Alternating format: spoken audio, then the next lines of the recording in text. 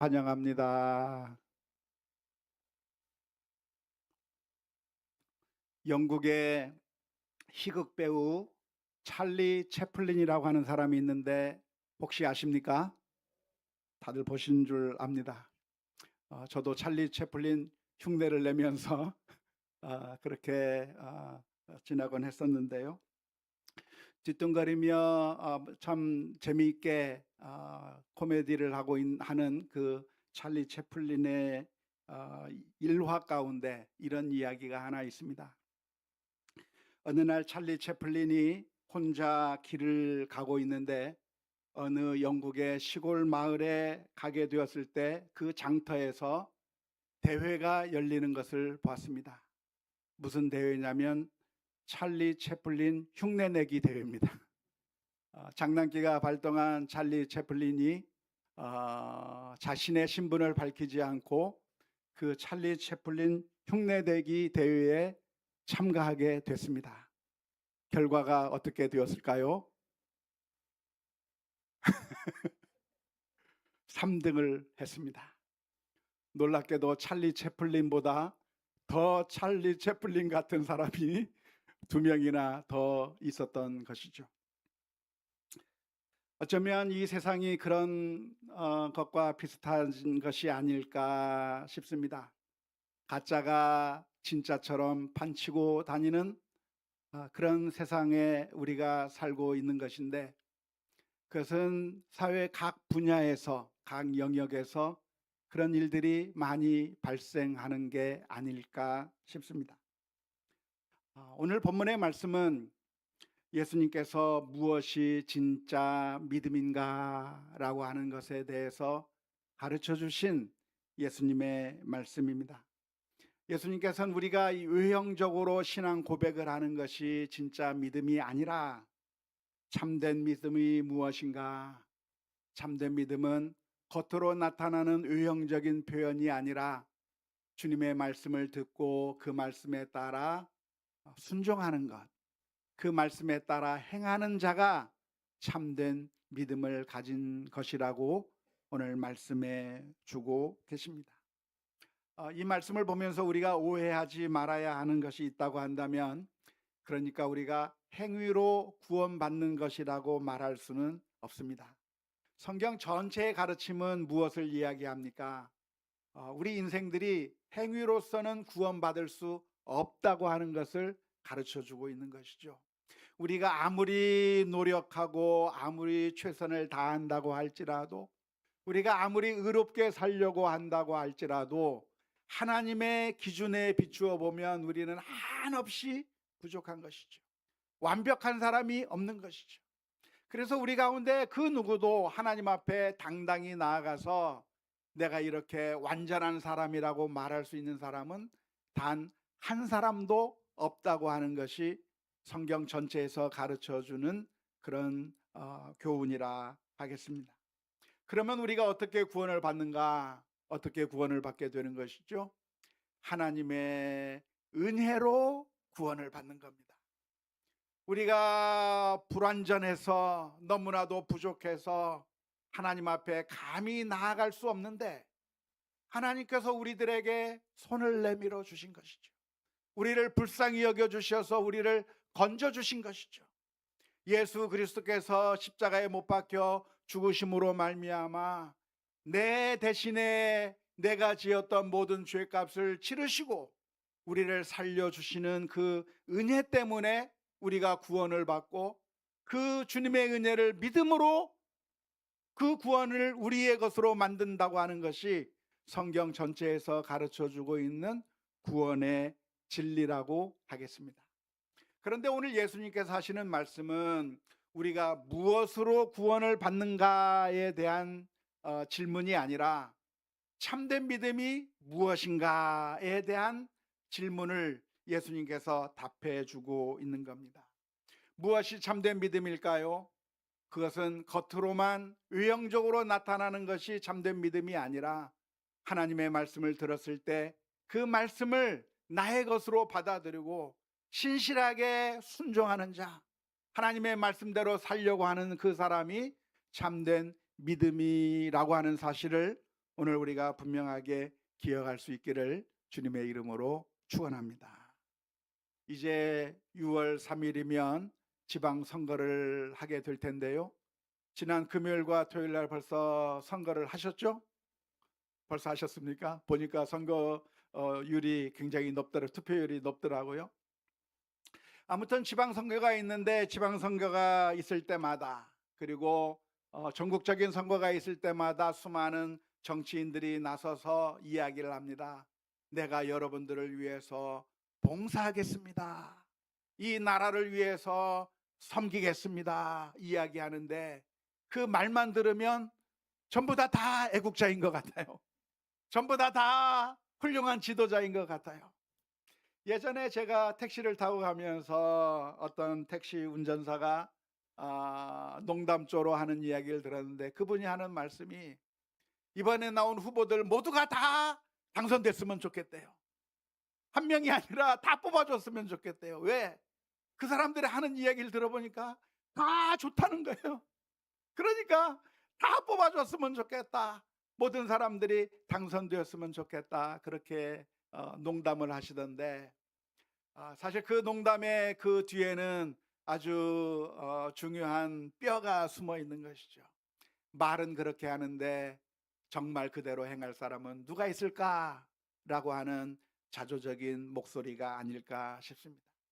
말로는 자유민주주의를 이야기하는데 실제로는 독재처럼 행동하는 사람이 있고, 말로는 국민을 위한다고 하는데 사실은 소수의 기득권자들만을 위하는 사람들이 있고, 말과 행동이 다르기 때문에 그들이 하는 말이 아니라 과연 어떤 정책을 실제로 펼치는가, 어떤 정책을 실제로 만들어내는가, 어떤 법을 만들어내는가가 훨씬 중요하기 때문에 그것을 보고 사람을 판단해야 하는 것처럼 믿음이라고 하는 것은 무엇인가, 참된 믿음이 무엇인가.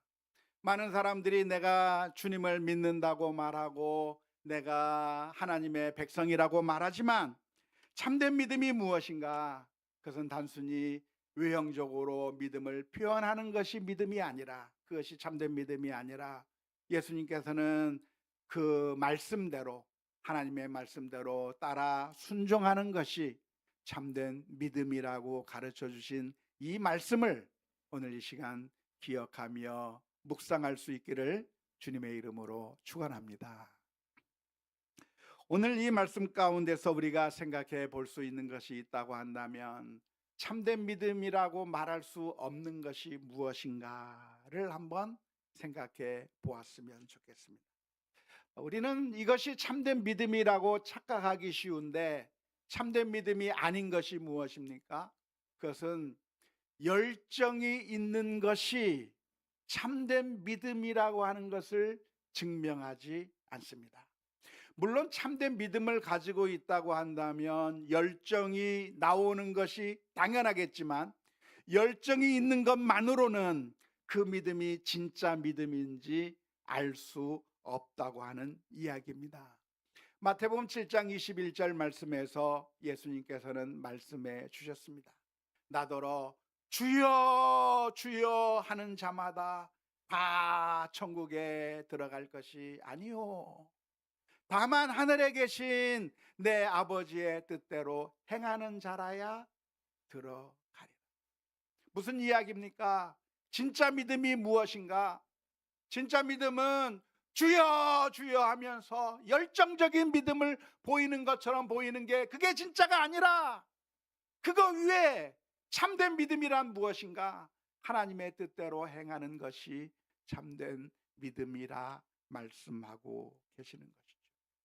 우리는 종종 혼동합니다. 우리가 예수님을 믿는다고 고백만 하면 구원을 얻는 것이고 그렇게 고백하는 것이 그게 진짜 믿음이라고 착각할 때가 많이 있습니다.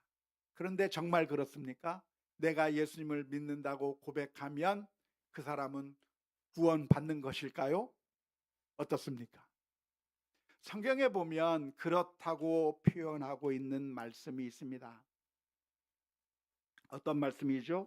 로마서 10장 12절 13절 말씀에 보면 유대인이나 헬라인이나 차별이 없음이라 한 분이신 주께서 모든 사람의 주가 되사 그를 부르는 모든 사람에게 부요하시도다.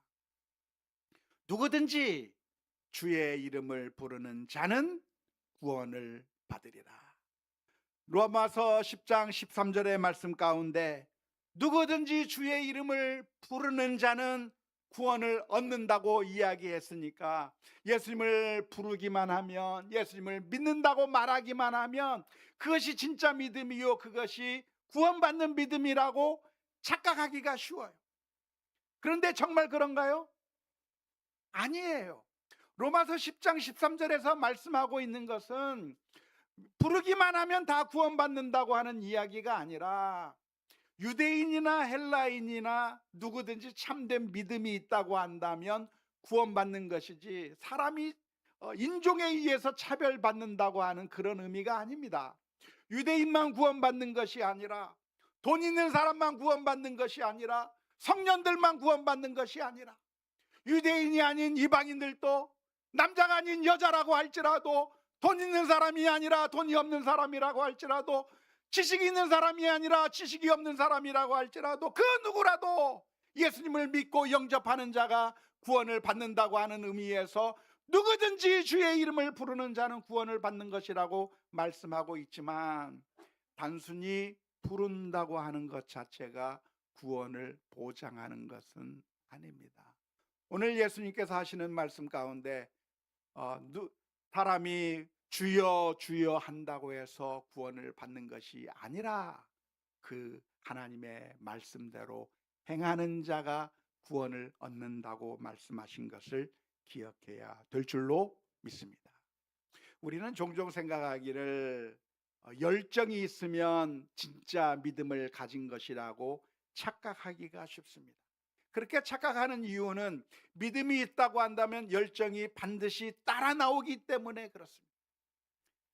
사랑을 하게 되면 사랑하는 모습이 당연히 나오게 되어 있는 것처럼, 우리가 진짜 믿음을 가지게 되면 열정이 반드시 따라 나오기 때문에 열정을 보면 믿음이 있는 것이라고 착각하기가 쉽지만, 그러나 열정이 있다고 해서 모두가 다 진짜 믿음을 가진 것이 아닌 것이죠. 우리는 평가할 때 사람이 얼마나 뜨거운가, 얼마나 전도를 열심히 하는가, 얼마나 교회 일에 열심히 하는가, 그 사람이 정말 얼마나 열정적으로 신앙생활 하는가를 가지고 그 사람의 믿음을 판단하려고 합니다. 하지만 예수님께서는 주여 주여 한다고 해서 그것이 진짜 믿음이 아니라고 말씀하시는 것이죠. 열정은 누구에게도 있었나요? 바리새인들에게도 있었어요.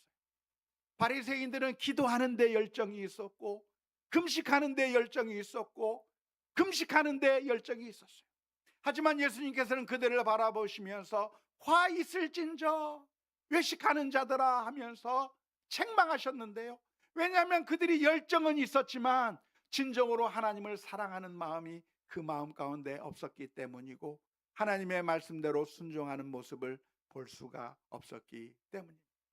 열정으로 따진다고 한다면 회심하기 전 바울의 모습도 열정이 있는 사람이었습니다. 열정으로 따진다고 한다면 아나니아와 삽비라와 같은 사람도 열정이 있는 사람이었습니다. 하지만 그 모든 것이, 열정이 있는 것이 정답이 아니라, 사실은 열정을 보이기 이전에 그 마음 가운데 주님의 뜻대로 순종하는 믿음의 결단이 있어야 될 줄로 믿습니다. 두 번째로 우리가 착각하지 말아야 될 것이 있다고 한다면, 선포를 하고 있다고 하는 것이 믿음의 증거가 될 수는 없다고 하는 점입니다. 마태복음 7장 22절의 말씀 가운데 이렇게 기록합니다. 그날에 많은 사람이 나더러 이르되 주여 주여 우리가 주의 이름으로 선지자 노릇하지 않았습니까? 선지자 노릇했다고 하는 것이 무엇입니까? 하나님의 말씀을 선포했다는 거예요. 오늘날로 치면 목사 노릇을 했다고 하는 거예요. 오늘날로 치면 복음을 전했다고 하는 거예요. 그런데 그런 것을 했다고 하는 것이 참된 믿음을 가졌다고 하는 것을 의미하지 않는다고 말씀하고 있습니다. 이것을 더 확대 적용한다고 한다면, 우리가 옳은 말을 하는 것이 그 사람이 의롭다고 하는 것을 의미하지 않습니다.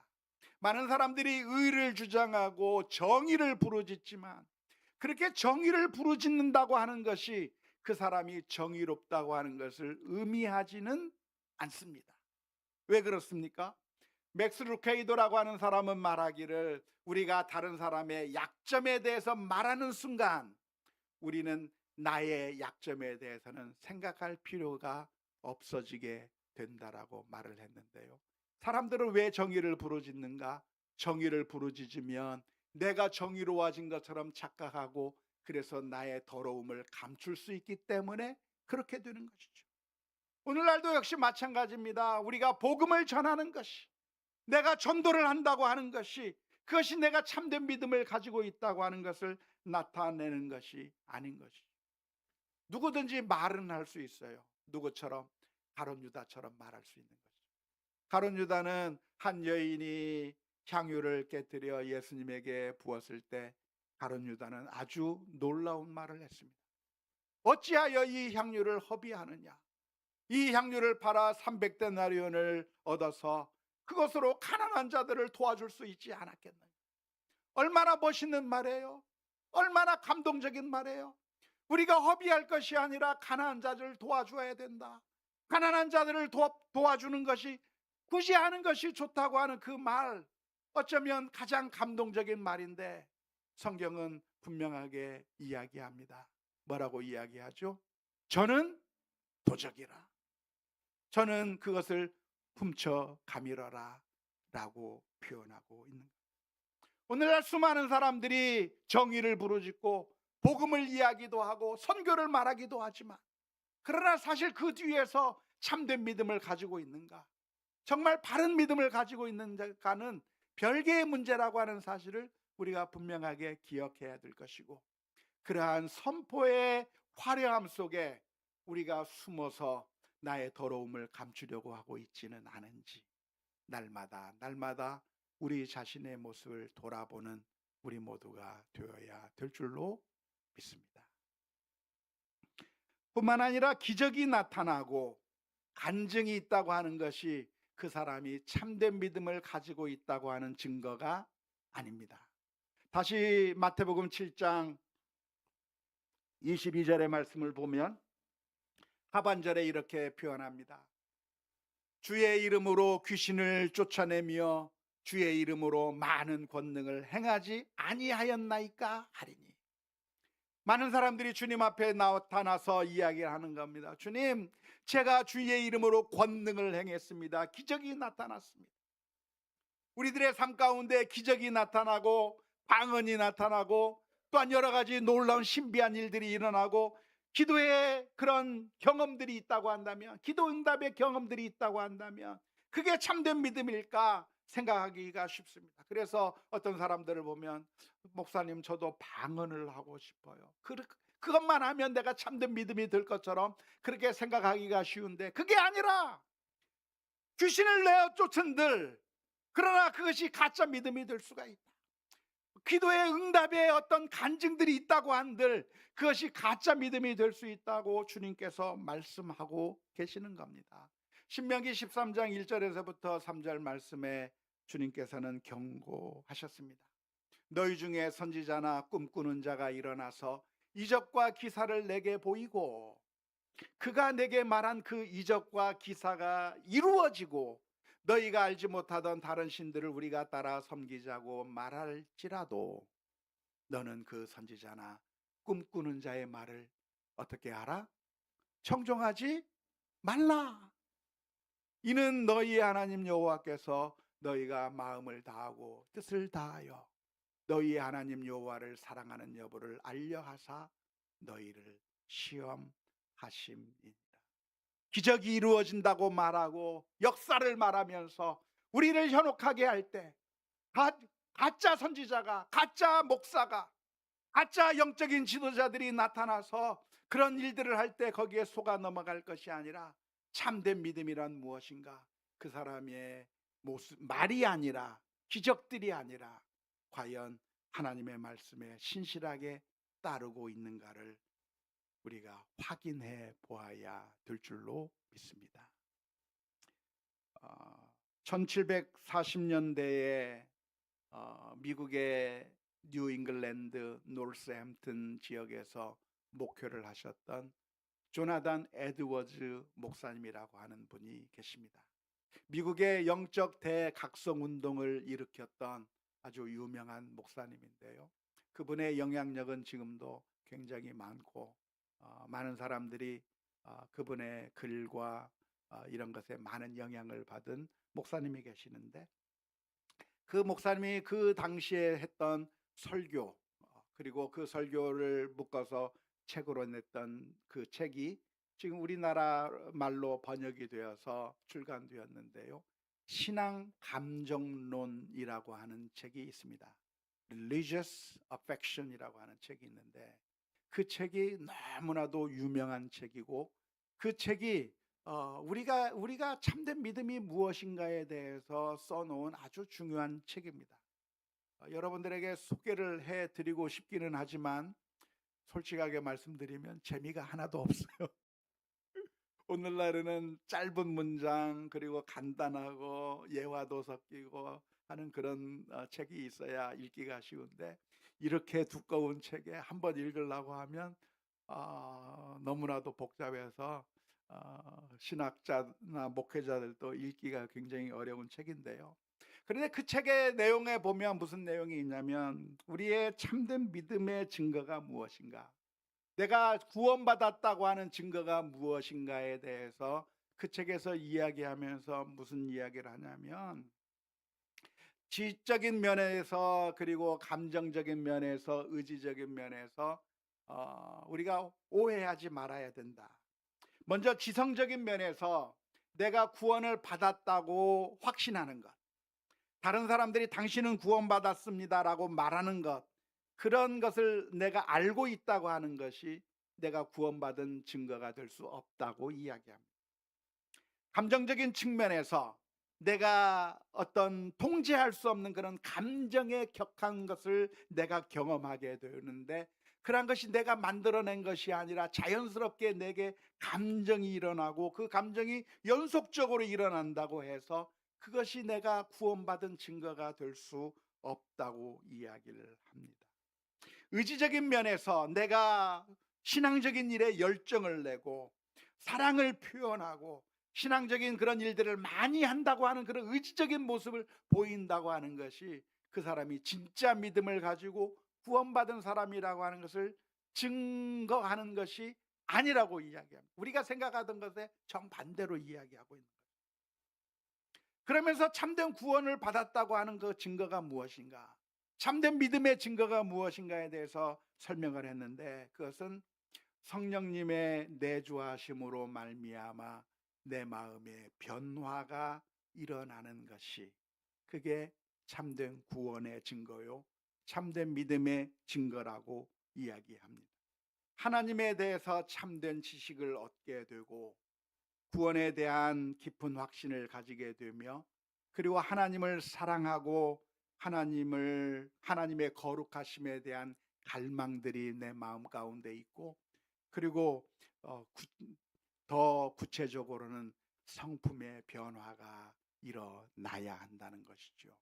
더욱더 겸손해지고 그리스도를 더 닮아가려고 하고 신앙의 균형을 잡히며 인내하고 감사하고 하나님의 말씀에 순종하려는 마음들이 우리들의 마음 가운데 일어나는 삶의 변화가, 결국 그게 참된 믿음을 보여주는 증거요, 구원받았음을 보여주는 증거라고 표현하고 있는데, 이 조나단 에즈워즈 목사님의 그 이야기가 누구의 이야기랑 똑같아요?